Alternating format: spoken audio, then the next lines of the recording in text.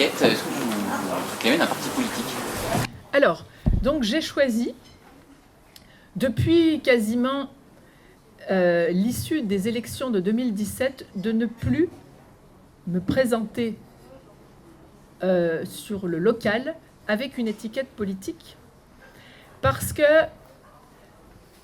déjà moi-même, après les élections de 2017, législatives et présidentielles, eh bien j'ai eu, on va dire, une défiance vis-à-vis des partis politiques. Et je pense qu'aujourd'hui, le seul espoir que nos compatriotes peuvent garder, c'est en une personne qui a fait ses preuves dans le dévouement pour sa ville. Je travaille depuis 25 ans à Tarascon en tant qu'enseignante. Et dans le local, c'est-à-dire au niveau municipal, eh bien,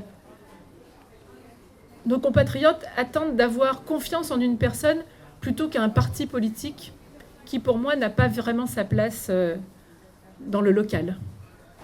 Donc, je partirai sans étiquette. Et est-ce que vous vous sentez tout de même plus proche d'un courant ou d'un autre? Vous aviez appelé à une tête de liste de la France. Sauf erreur de ma part, vous êtes intervenu aux universités d'été organisées par le groupe Civitas. Vous êtes également intervenu lors d'une manifestation organisée par la Ligue du Sud. C'est des courants qui ne sont pas forcément tous sur la même ligne. Est-ce qu'il y a un de ces courants? Comment est-ce que vous définissez, vous positionnez par rapport à ces courants? Alors, effectivement, je suis, et ça je pense que ça va faire de secret pour personne, je suis de droite. Je suis de droite, donc je serai pour cette union des droites, que d'ailleurs la Ligue du Sud et les Amoureux de la France ont appelé de leur vœu, et qui ne s'est toujours pas vraiment réalisé sur le plan national. Et parce que je pense que les valeurs du bien commun, justement, sont portées par la droite.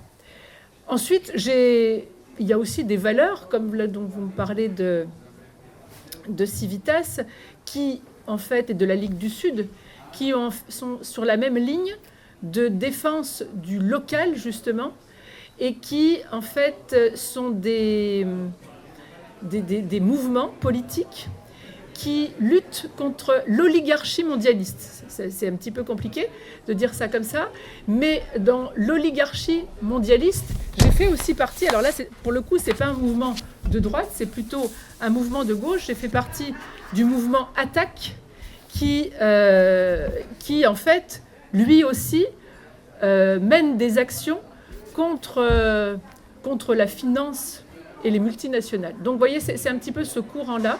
Et alors, je veux rectifier ce que vous avez dit tout à l'heure. En fait, je n'ai pas appelé à voter pour Nicolas Dupont-Aignan. Je ne sais pas si vous parlez des européennes. Voilà. En fait, je n'ai pas appelé à voter pour qui que ce soit aux européennes, mais Nicolas Dupont-Aignan, effectivement, est venu à Tarascon et fait partie des Amoureux de la France.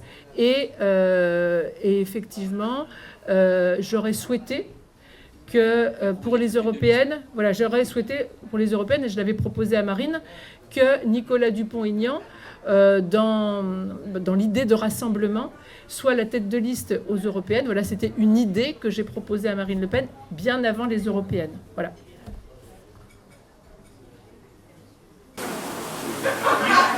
Donc, du coup, clairement, là, selon les mots que vous employez, vous vous définissez comme une personne de droite, pas forcément d'extrême droite? Non, de droite. Je connais pas en fait l'extrême droite. Ouais. Parce que dans une interview qui est sur votre site internet, qui est donnée à un magazine. Le Présent. Exactement.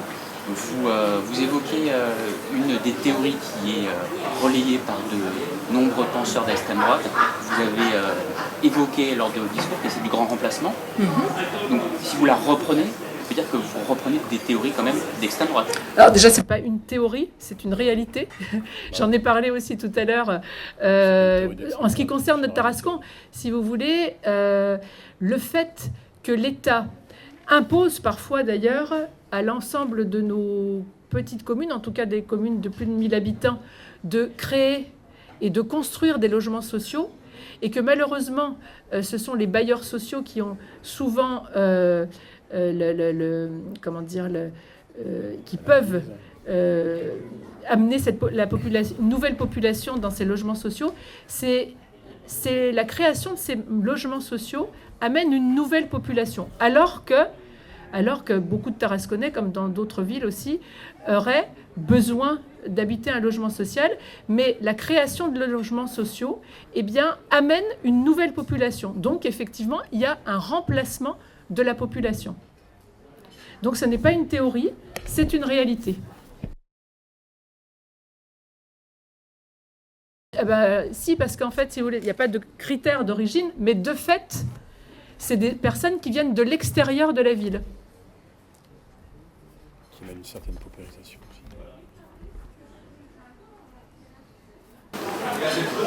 Le Rassemblement national prévoit de présenter une liste sur Tarascon.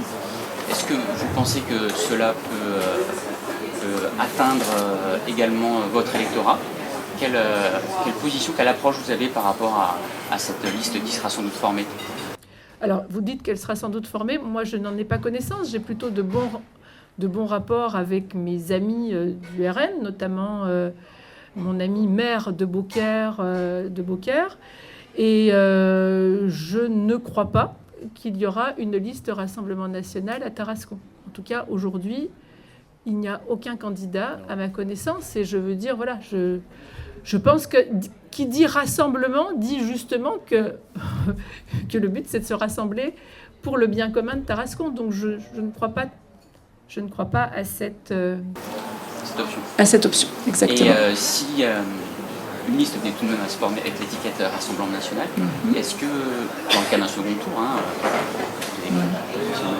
des alliances seraient possibles, envisageables, des fusions de listes ? Eh bien, écoutez, comme moi je suis dans l'esprit de rassemblement, donc je ne peux pas vous répondre plus que ça. C'est-à-dire vous ne fermerez pas la porte en tout cas à une alliance avec le Rassemblement national si ce parti décide de présenter une liste. S'il arrivait effectivement que d'ici les quelques mois qui viennent, il y avait une liste, je veux dire, je verrai avec eux, mais voilà, le but effectivement c'est de se rassembler, surtout si on s'appelle Rassemblement national.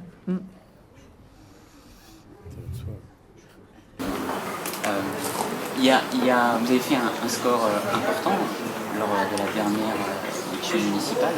Sauf là, vous aviez l'étiquette Rassemblement national. Alors à l'époque, ça s'appelait Front National, ouais. Depuis différentes élections, des membres élus du Front National qui est devenu Rassemblement national sont présentés sans étiquette. Je pense notamment au cas de Florian Philippot, et qui, une fois présentés au suffrage sans cette étiquette, on fait des scores très faibles. Est-ce que vous avez peur que ce soit une chose qui puisse également arriver aux élections municipales à Tarascon, que ce soit un handicap en fait de partir sans cette étiquette ? Non, là, si vous voulez, au niveau municipal, les gens n'ont pas envie de voter une étiquette. Ils ont envie de voter une personne parce qu'ils ont envie qu'on fasse du bien à leur ville. Donc ça, je ne le crois pas et voilà, je ne le crois pas du tout. Je pense qu'au contraire, aujourd'hui, ce serait un handicap de mettre en avant cette étiquette.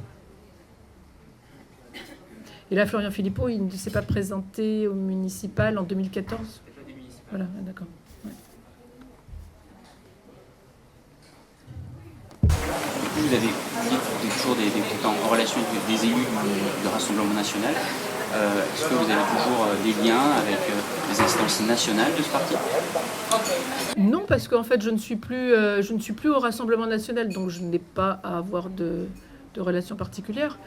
Mais voilà, enfin, en tout cas, moi, si vous voulez, ce qui m'intéresse, c'est qu'on puisse œuvrer pour Tarascon. Donc, je ne me sens pas d'ennemi particulier au niveau du Rassemblement national et ni ailleurs. Est-ce que votre liste est prête et est-ce que vous avez une idée du moment où vous allez la présenter ?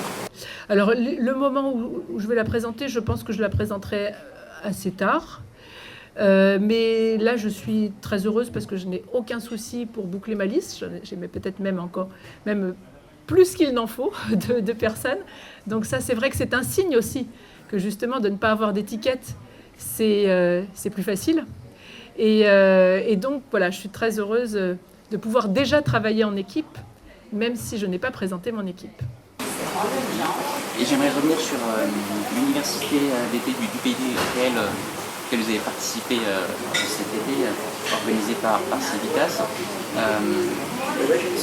Selon le site internet de cette université d'été, elle était présentée comme un événement qui s'adressait aux patriotes catholiques qui veulent sauver la France. Est-ce que c'est également votre livre? Vous voulez également vous adresser aux patriotes catholiques qui veulent sauver la France? Oui, bien sûr, je m'adressais à tous les patriotes. Et donc, moi, je m'intéresse à tout ce qui peut œuvrer pour le bien commun. Donc, effectivement, les catholiques, je pense, et Civitas s'intéresse particulièrement aux patriotes catholiques. Mais la Ligue du Sud, c'est autre chose. Et puis, je vous dis, Attaque, c'était aussi autre chose. En tout cas, tout ce qui... moi, je suis libre. Justement, je n'appartiens pas à un parti déjà. Et voilà, tout ce qui peut m'enseigner comment faire le bien pour ma ville, et notamment cette valeur de bien commun auquel je suis attachée, m'intéresse. Donc c'est pour ça que je me suis vraiment régalée à cette université d'été de Civitas. Et effectivement, j'étais avec des patriotes catholiques, j'ai trouvé ça formidable.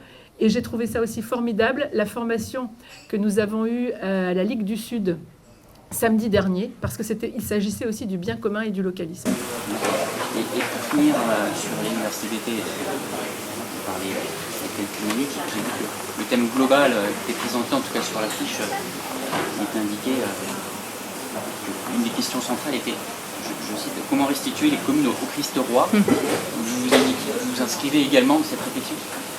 Eh bien écoutez, c'est vrai que quand on est catholique, eh bien c'est le Christ qui, par définition, est le roi. Et oui, moi j'ai beaucoup appris.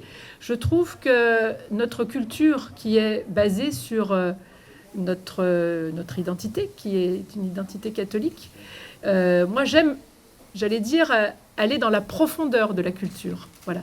Et donc j'ai beaucoup appris. Et à cette université de Civitas, et encore une fois, j'ai beaucoup appris à la Ligue du Sud. Voilà. Merci. Je vous en prie.